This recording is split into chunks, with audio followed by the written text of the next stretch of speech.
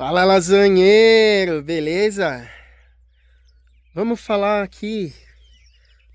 nesse vídeo aqui um pouquinho sobre como funciona locação de temporada, né, das casas de temporada, eh, das mansões lasanha, né?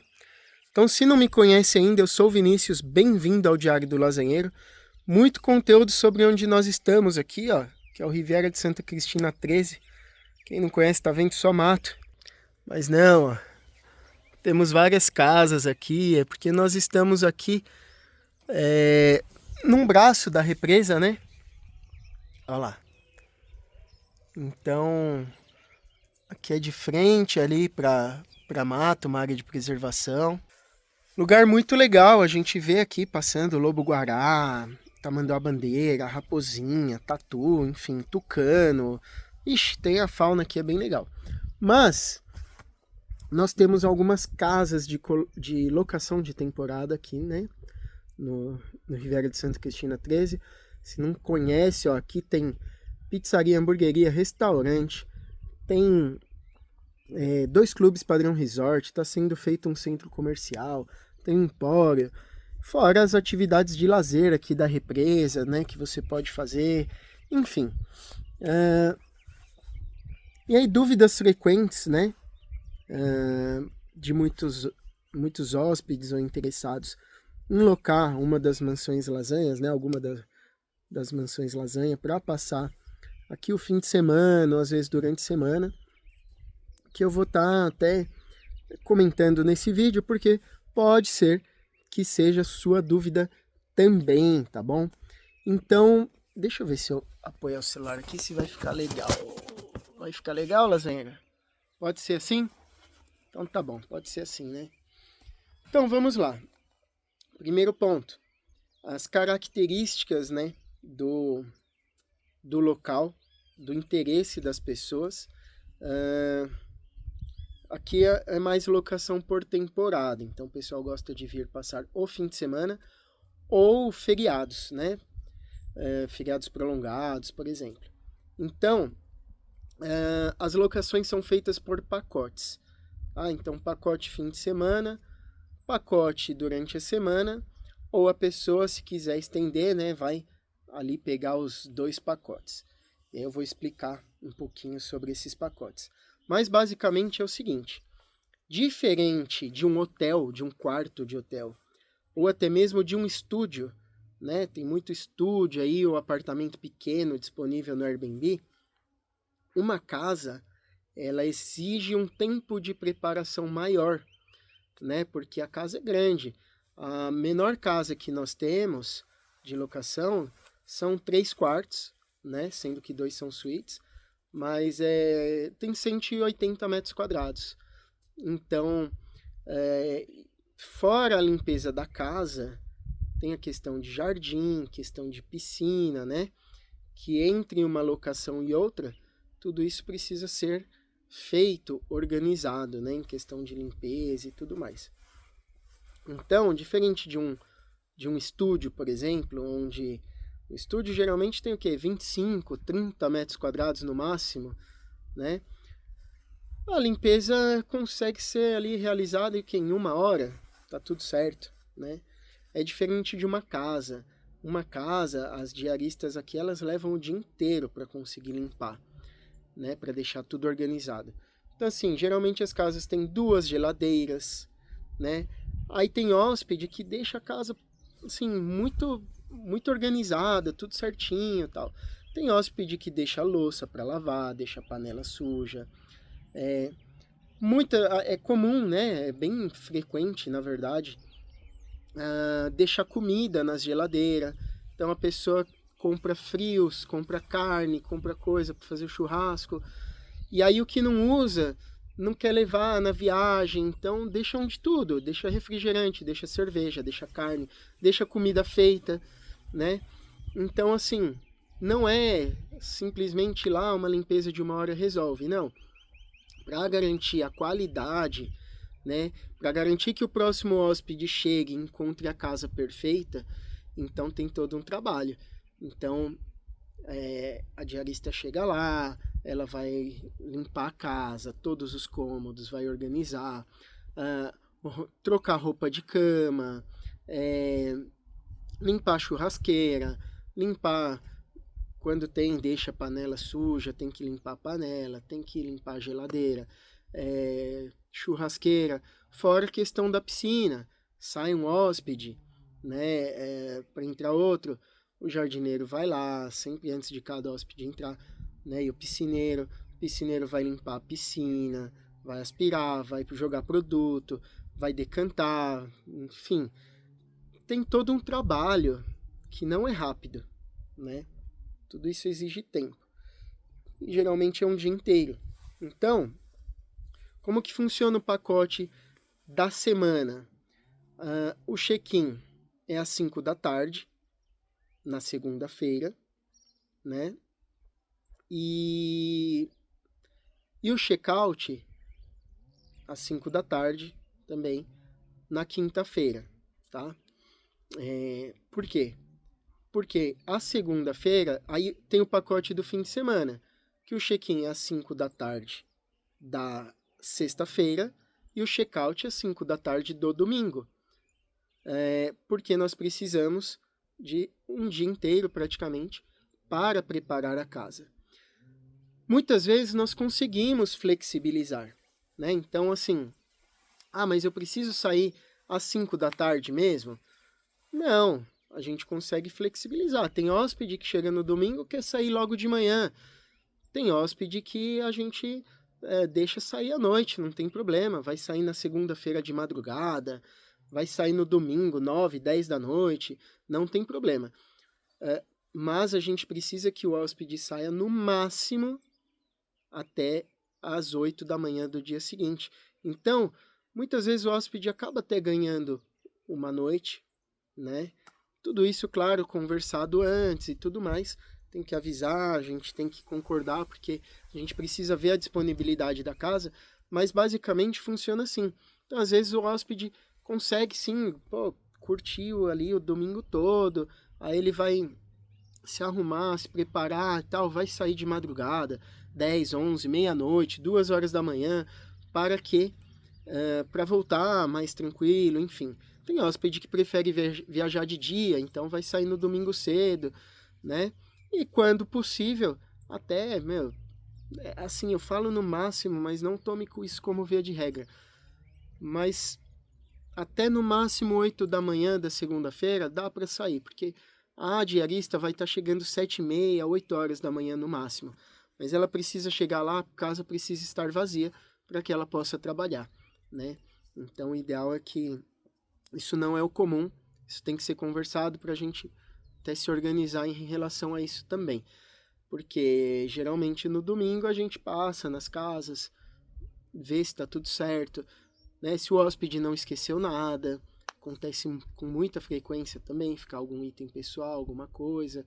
Então a gente vê se está tudo certo até mesmo antes da diarista entrar, para que a gente possa ali, de repente, recolher alguma coisa para poder enviar para o hóspede, enfim, deixar guardado. Mas é isso. E aí o hóspede também do pacote durante a semana, a mesma coisa. A casa tem que estar disponível para a limpeza na quinta-feira, né? Aliás, na sexta-feira. Na sexta-feira cedo. A diarista está chegando lá às 7h30, 8 da manhã, vai precisar da casa livre para ela poder fazer toda a faxina, né, para que o hóspede que chegue às 5 da tarde chegue e encontre a casa em perfeitas condições, né? Tanto faxina, quanto piscina, quanto jardim. Então é diferente de um estúdio, é diferente de um hotel, por exemplo. O hotel tem 200 quartos.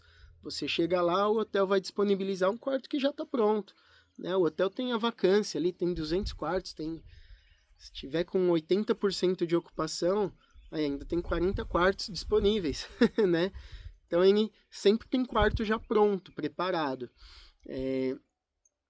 Um estúdio, como eu falei, é mais rápido.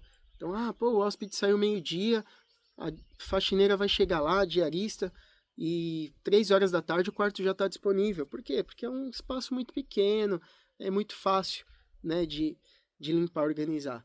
Uma casa já é bem diferente.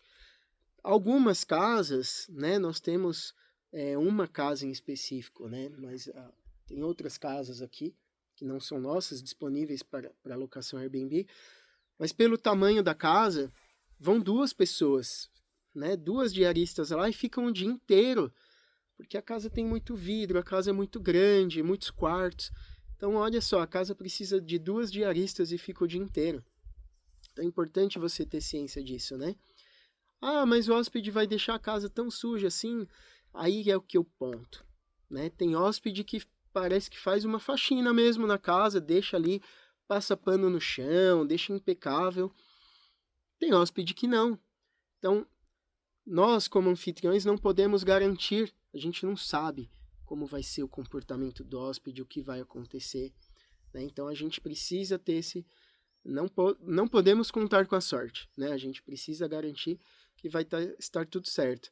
Até mesmo questão de uma manutenção é muito comum.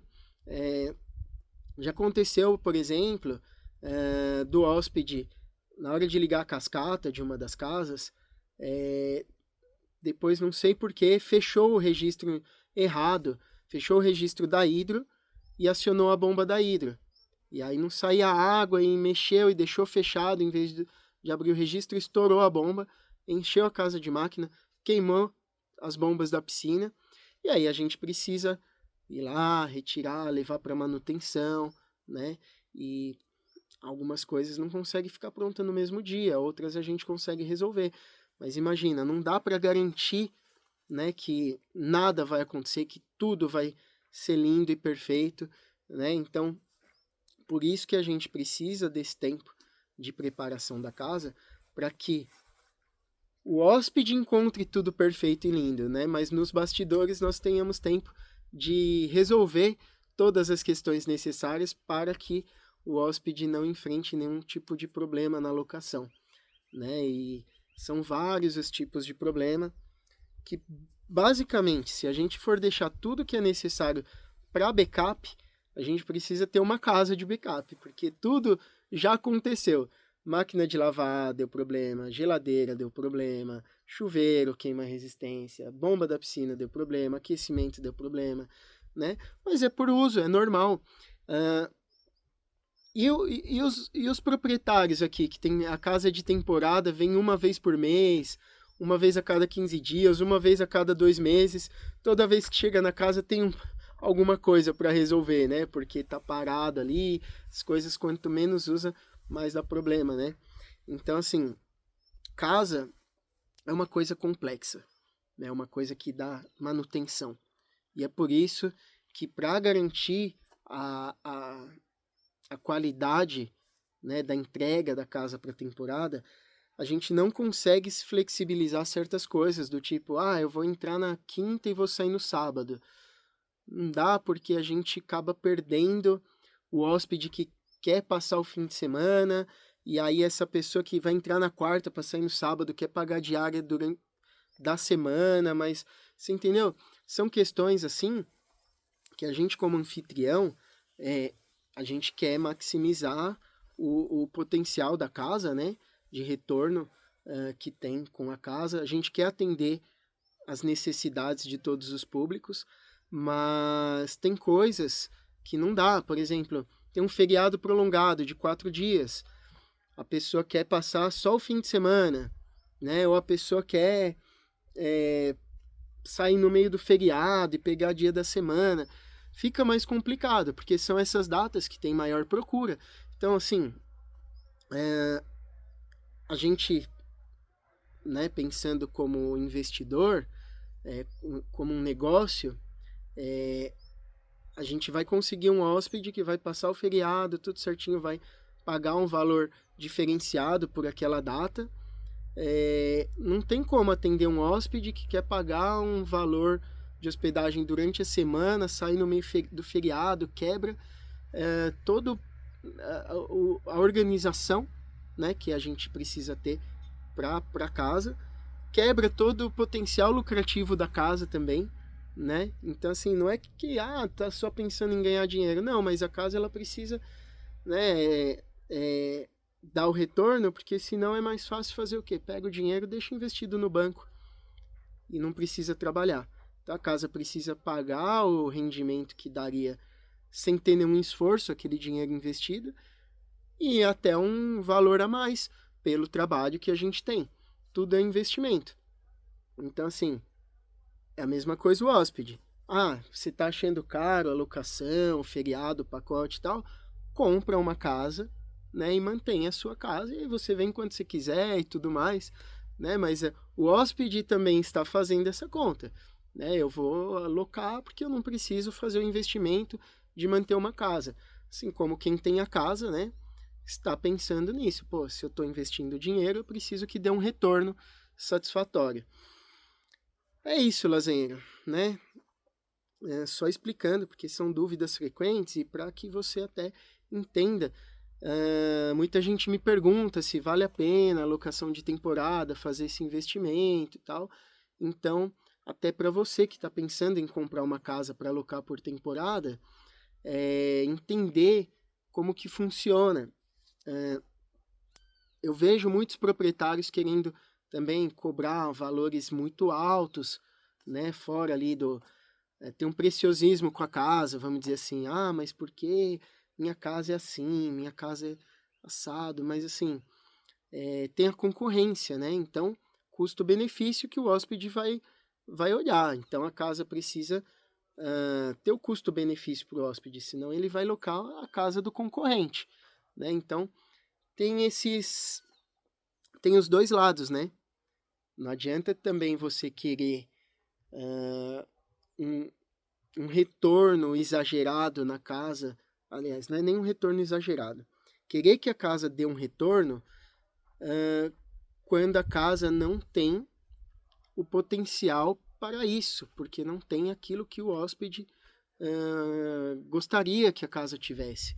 Seja por localização, seja por acessórios, seja por quantidade de quartos. Então, cada casa tem sua característica, você tem que focar no nicho. Mas é isso. Então, se você pensa em investir numa casa aqui para locação por temporada, tem os aprendizados aqui, tem muitas coisas que você tem que saber, o que fazer, como fazer. Inclusive, tem muitos vizinhos aqui nos solicitando para que nós façamos a gestão, né, da casa por temporada. Então, nem todas as mansões lasanha. Tem uma seguidora aí, deve estar assistindo esse vídeo, falou, quero saber o segredo por você ter comprado tantas casas em tão pouco tempo, né? Mas na realidade é porque as últimas casas aí, algumas casas são nossas, a maioria, mas algumas casas são dos vizinhos aqui, que nós estamos fazendo a administração, né, da casa para esses vizinhos, porque eles estão longe, né, não tem como estar disponível, estar presente aqui fisicamente para fazer toda essa gestão, que não é fácil. Como eu falei, se fosse um estúdio, por exemplo, um apartamento, você consegue fazer a distância facilmente, você pode ter esse investimento em qualquer lugar do país, né? Mas quando você vai fazer uma gestão de uma casa, já fica mais complexo, né? Já é importante que você possa estar próximo para fazer uma manutenção de emergência, para fazer uma vistoria, né? Para fazer um atendimento ao hóspede. O hóspede aqui, muitos têm essa característica também de achar que às vezes confunde um pouquinho com um serviço de concierge, por exemplo, como se fosse de hotel, né? Porque a maioria dos proprietários aqui que locam as casas estão longe, estão em outra cidade. Não tem como estar aqui presente e resolver o problema no mesmo momento, né? Que é diferente de um hotel, por exemplo, que tem ali funcionários, pessoas para te entender, né? Então, às vezes a característica do cliente eu até indico, eu falo assim, olha, tem hotel aqui, tem hotel na beira da represa, né? Tem hotel aqui em Campos de Olambra, tem hotel aqui do lado do Santa 13, às vezes sai mais barato e até melhor para o cliente, porque vai atender melhor as características do cliente. Eu quero ficar no hotel, pé na água, que tenha clube e tal. Tem hotéis aqui na região, né? Mas eu vou em 10 pessoas, vai ficar muito caro. Sim, né? Por isso que existe a categoria hospedagem por temporada, né? De casas e tal. Existem hotéis. Cada um ali tem seu preço, suas características, né? Não dá para querer confundir custo-benefício de um e o de outro ali. Você querer tudo, né? Você querer o top dos benefícios de um hotel, por exemplo, ter pensão completa, não precisar se preocupar com comida, nada, numa casa, né? E não dá para querer pagar uma casa onde você pode vir com 6, 10, 15 pessoas e pagar o preço, né? Pagar o preço de uma casa para ficar num hotel. Então, você entendeu? É isso. Tá, lasanheiro? Espero que tenha gostado desse vídeo, que eu tenha solucionado aí as dúvidas, que tenha passado um entendimento melhor, tanto para você que pensa em investir, né, para ser um anfitrião, quanto para quem é hóspede também, entender um pouquinho as características aqui do Santa 13. Falando isso, gravei esse vídeo visando até ajudar todos os anfitriões aqui, porque eu vejo muitas, não são reclamações, né, mas muitas situações aí que os anfitriões passam aí e que é até legal. Achei legal gravar esse vídeo porque de repente o hóspede já entende um pouquinho melhor como funciona e o porquê as coisas funcionam dessa forma, né? Então é isso, deixa seu like aí no vídeo se você gostou, se inscreve no canal se não é inscrito ainda. Se você quiser comprar uma casa, comprar um terreno aqui no Santa 13, me chama, vem falar aqui com quem mais entende do Riviera de Santa Cristina 13 e até o próximo vídeo. Valeu, lasanheira!